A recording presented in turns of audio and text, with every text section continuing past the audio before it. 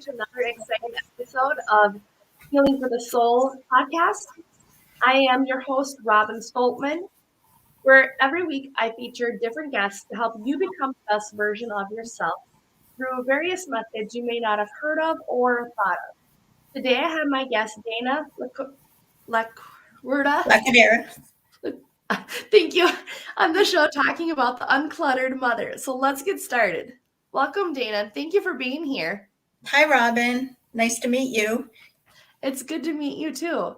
So maybe we'll just start off with what's the best way to contact you with a time zone? And then I'm sorry I butchered the last name. I'm sorry. Oh, that's okay. It's Dana Laquidara, and you can actually contact me easily through my website, which is my whole name, danalaquidara.com. And there's a contact form there. You can subscribe or just, go there and visit me, read some things. Or you can even just type in the unclutteredmother.com, and that will also bring you there. That is awesome. When I first heard of the Uncluttered Mother, I'm like, yes. So what is your specialty as the Uncluttered Mother? Well, the book, The Uncluttered Mother, is a series of essays that I wrote while I was raising my 3 daughters who are now grown. And I was inspired to write the essays as I was trying to eke out some creative work while raising my daughters. And, life can be complex. As you know, parenting can be complex. And I was just sort of figuring out ways to simplify here and there, my physical space, my mental space, my calendar. And so I was writing it down as I went, these thoughts and ideas. And then at the end of it all, once my daughters were grown, I looked back, and some of the excerpts, some of the essays have been published in various places. And I thought, well, I think I may have a book here. Yeah. And so in September, my book was published by Devorss Company. And I just hope it encourages other moms of all ages and stages to figure out ways to kind of lessen the overwhelm that can come with parenting. And, especially today, even more so than when I was raising my daughters. And, I hope it inspires and it encourages some moms to just be a little bit freer. Well, that is good, because that is definitely needed. You couldn't tell with my phone ringing. I'm like, forgot to shut that off. That would have been helpful to have an uncluttering, like, how do we just... Yeah, well, you're a working mom and running this podcast and have little ones at home. I think you have little ones, and it's a lot. And I think that a lot of moms find ways, little coping mechanisms, which can often end up making things harder. We might use various things to cope, whether it's habits that we know aren't really great for us or distractions, and it just ends up making things harder. And so my thought in writing the book was, well, how can we eliminate things instead of adding to it with our coping mechanisms, eliminate some of the overwhelm? Because, if you feel and to help moms feel validated for the overwhelm, it can be overwhelming. Very much. Life is complex. And so, you're not wrong for feeling overwhelmed. You're not alone. And how can what is within your power to change or do that can alleviate some of that and empower you, and then in turn help your kids too, because even kids can be overwhelmed. They often have a lot going on, and how can we simplify things for our children as well? Well, that, and then they also role model what we do. That was like the biggest thing I've learned. I'm like, okay, you can say your name now, but at first you said all the other words that had more expression to them, is what parents have often told me. I'm like, why is it they swear first? Why do they mimic that part first? Sure, right.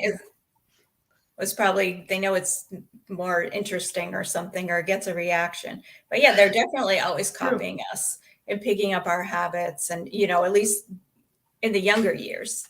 Yes, very much in the younger years. That's why I'm like, I've noticed that like the most, for all, I have 5 kids total, 6 years and under. Oh, wow. Yeah, so I'm like constantly like, You're busy. okay, if we can just one. Yeah. Well, and depending on the temperament too. I mean, I would consider myself an introvert, and I perhaps get overwhelmed by clutter, be it physical clutter or mental clutter, more so than some other people, or more overwhelmed by too many things on the calendar. So you have to know yourself and your own temperament too, and what is your, I don't know, limit, what's too much for you, and figure out how to make things a little simpler. And sure, more children makes it busier and more stuff, and takes more energy and more of everything. I have found that after, I don't know what it is, after like the third one, you're just like, I'm a pro. Nothing in the like, you're just like literally like there's days I'm like running around, I'm like, what day is it today already? Like, was it Tuesday or what? I'm not concerned about the number as much anymore. I'm just like, is it Tuesday? So Wednesday, like, what day is it?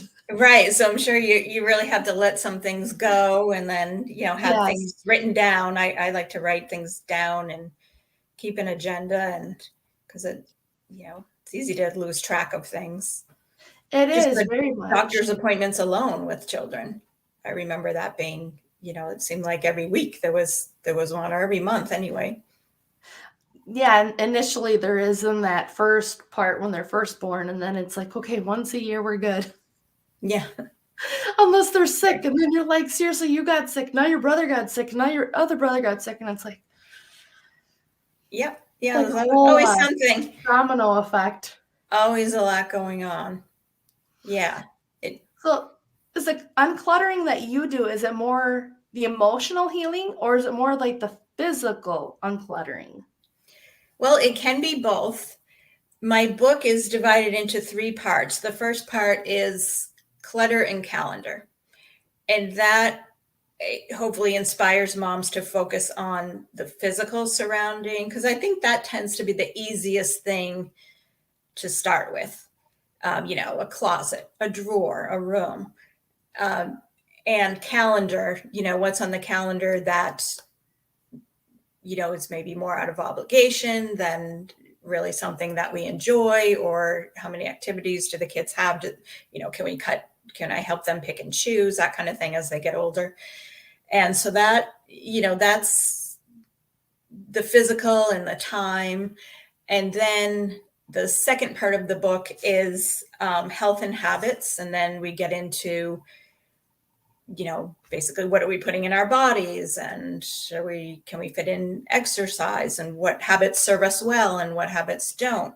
And then the third part of the book, and I guess this is probably where some healing would come in, and it's called inspiration and intuition. And this is where the payoff comes. So if you've been decluttering your physical surroundings, your schedule, maybe tweaking your habits, then you start to free up yourself, not just your space, but your energy, your mental space. Maybe there are fewer things you're keeping track of now. And then that is when some healing can come in. If you need healing, maybe it's just you're healing from overwhelm. Maybe you realize, ooh, I've been just so distracted that I forgot about, this conversation I really need to have with somebody. And, speaking from experience, you can put that off for years, decades even. Or, what is this creative endeavor I've been putting off that I want to do, or an old wound, something that does need to be healed. And maybe you need some help with that, or you just needed the space to let it come up and let it, to release it. But we can't release things if we're just, overwhelmed and cluttered. And so it's everything, it's physical, it's mental, it's spiritual, it's uncluttering your heart, your space, your mind.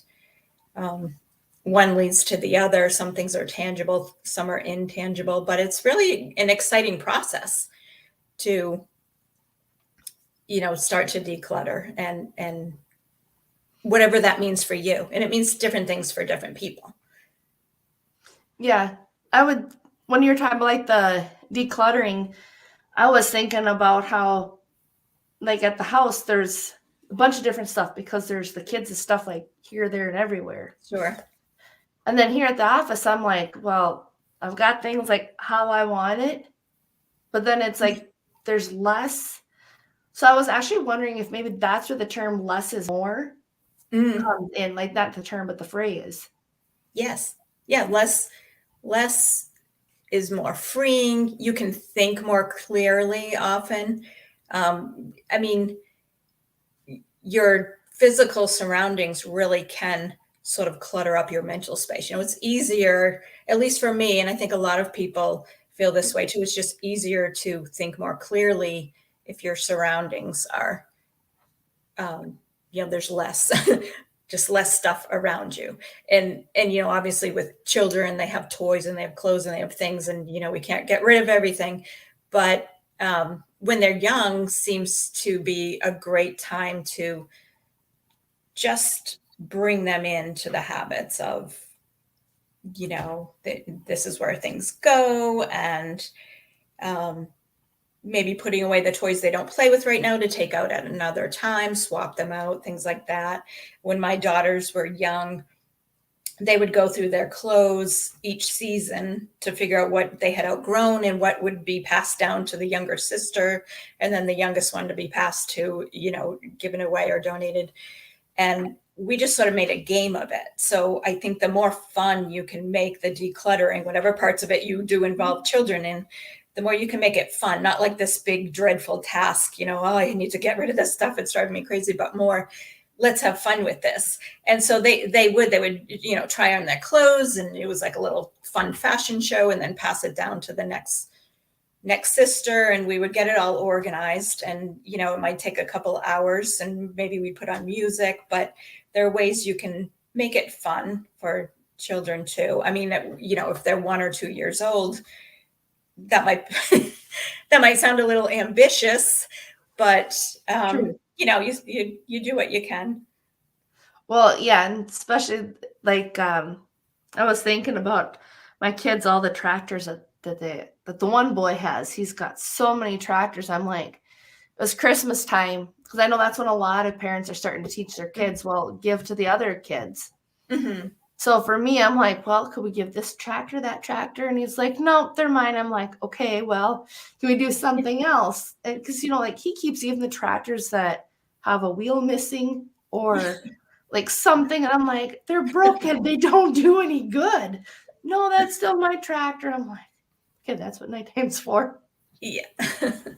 Yeah. And some of that is age, kids get kind of possessive about their toys and their things.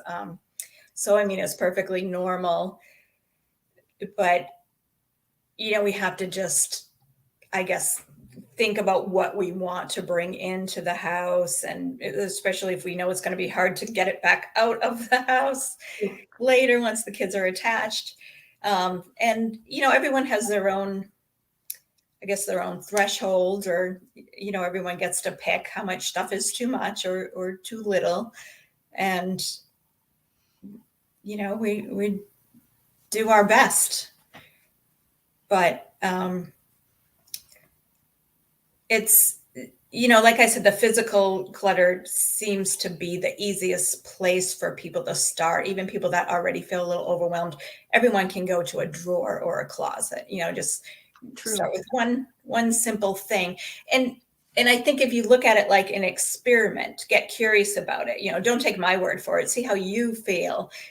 That's what I like my readers to do. See how it feels to them to, pick a closet or a room or something and clear it out. And do they feel lighter and a little freer? I think you actually can feel more energetic and lighter and better. And then if that feels good, you're going to want to move on to the next area. And so, it's an experiment. I would agree, because I know like there's different things that I'm thinking about the house right now. I'm like, well, when I did this room or that room, it felt better when I did that. I think it's because it's also like what you said in the beginning, is that it's more of that freeing of just like letting it go. Yeah. Yeah, it is. It's freeing.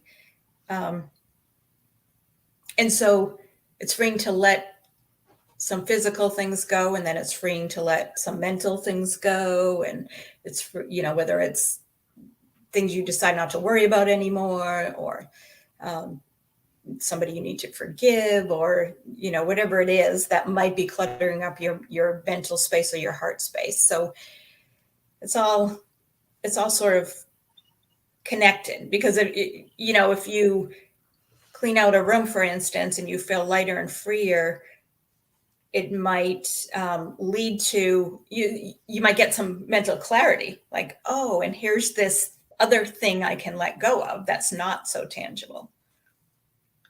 True. I'm like thinking of like the non-tangible that person could get rid of, or like want to start with. What would you like think of, like when you think about like the uncluttering part of it? What was hard for you at first, or was it easy to decide I need to let go of this object or this intangible object?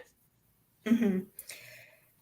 I think it was a process for me. I think I was writing the book as much for me as for anyone else, learning as I went. And I knew that if there was too much stuff around me, or too many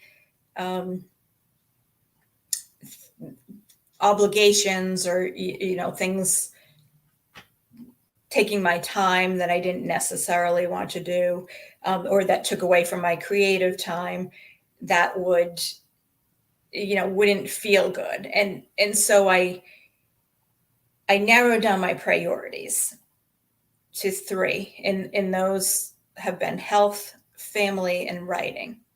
And so I would just start to question, does this thing, activity, or what have you, is it in line with one of those 3 values? And if it wasn't, is it something I could get rid of?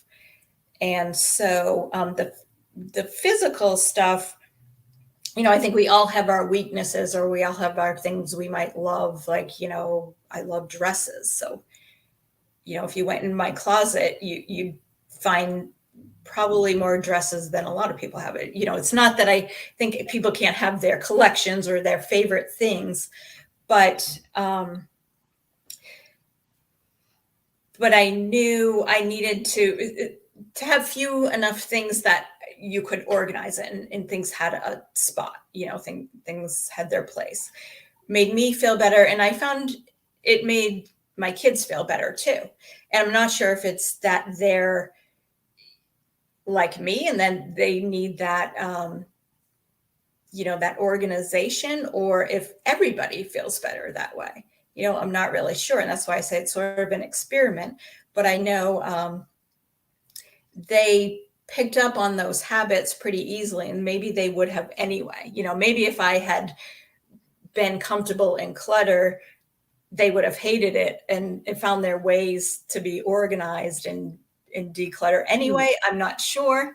Maybe it was some combination, but I think it just took some stress away, from the family unit, I think, to keep things a bit simplified. And it can be complicated as the kids grow and their various activities. I mean, especially today, there's so many things offered to kids. They could literally just be going from morning to night until they drop into bed with things to do. And I mean, to the point where it can almost become addictive, I think. So, and it was always important to me that my kids had time to play and they had time for creativity. And, but there were things they loved to do. They were all into dance for many years, and that took up a lot of time. So we had to, pick and choose. That was something that was important to them, and they continued doing that. That did keep them pretty busy.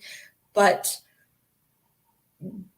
you sort of have to figure out with your children, I think, what is important, what are their values, what are your values, and what is worth keeping, and what you can have less of or do without. That's really helpful, because I'm like thinking about, like for myself, like narrowing it down, like what you said, to those 3 things, and then saying like, well, does this match? No. So then do I really need it? Right. I think that's something that I don't know if I've asked myself that or not. I wonder how many people actually do that. Like they stop and they think, do I really need this? Does this align with who I am? Right. Because we don't have time and energy for everything. We really, no. I think we're happier if we narrow it down to our values, to our top values. And, for some people it's 4. For me, I was able to narrow it down to 3. And I think it encouraged my daughters to do the same. I mean, now today they're adults and they inspire me.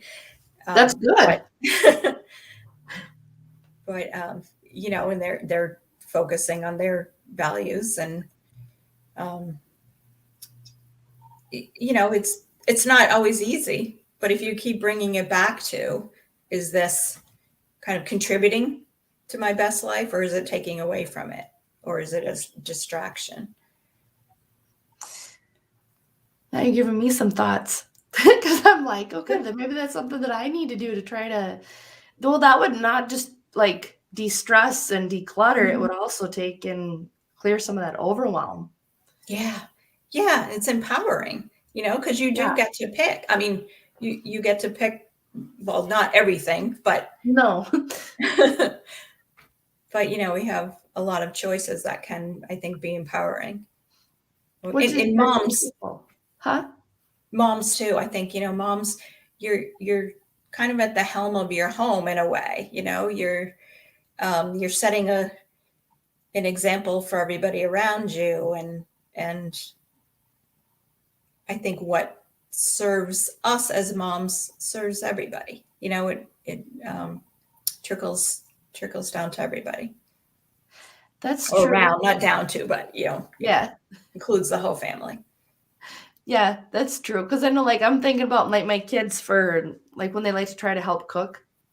I'm like, well, this is a good thing. Yeah. We're learning how to do this. So then, like, when we learn how to take and make our own peanut butter sandwiches, that helps because it's like, okay, you can do this because I know you can.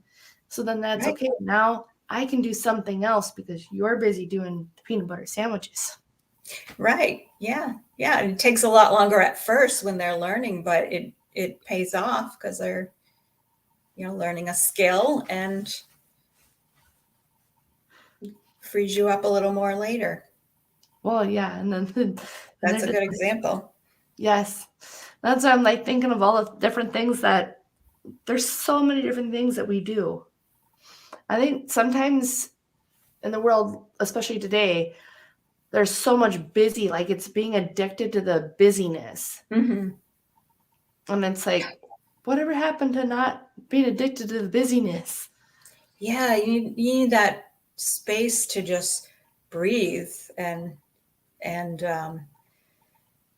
think and be. And I found too that those moments I had with my children that were uncluttered, if we could clear enough space to have, whether it's, when they were little, times when we were putting them to bed and saying goodnight in those, or even in the middle of the day, or even in a car ride, if there's that space that uncluttered space, it's often when they come out and talk to you about something that's important to them, True. but where they might say, oh, this thing happened today, or whatever it is. It could be a little thing, but to little kids, even a little thing is big to them.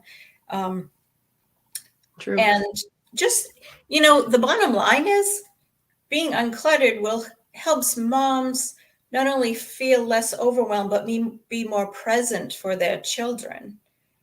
Just holding that space of presence when you don't feel like 10 million things are in your head at that moment. We all have those moments, but just more presence is just win-win, I think, for moms and kids. I'm glad that you said that last part, because I'm just like thinking about my kids, about how I've had those moments where I'm just like, oh, I got to do so many different things. Like I had that this morning, because I'm like, I've got this and this and this and that to do. And I'm just like, okay, just take a deep breath. Yeah. Because like when I'm trying to leave the door and they're like, no, mama, stay. And I'm like, I just need to go. It's not because like I want to go. It's because I have to go. I have to go do what I need to do. And then it's just like, okay, this is temporary. Mm-hmm. It's all temporary. Right. Yeah. And moms have places to be and things to do. And I think though, when you have that time with your children, when you are with them, if you can be present, it's not even so much necessarily the amount of time. It doesn't have to be all day long, but when you're with them, if you feel free enough to be present, that's such a gift. That's true. I would agree with that one. That one's, I think sometimes it might be a work in progress for a lot of people, not just myself. Because it's hard. On that. It's hard to get there. It really is, because there's so many things to focus on and so much going on, and so I hope that my book gives moms just ideas of ways to lessen the overwhelm. I believe it will help. So what's the best way for moms to get a hold of your book so that they can lessen the overwhelm? Sure. Well, you can find it anywhere books are sold. So, of course, on Amazon. You can get it at Books, Barnes and Noble, online, Target, Walmart. It's an Apple book now. So it's in hard copy, but it's also an ebook. I like the cover of it. Thank you. So if you have a Kindle, you can buy the ebook as well. But yeah, everywhere books are sold.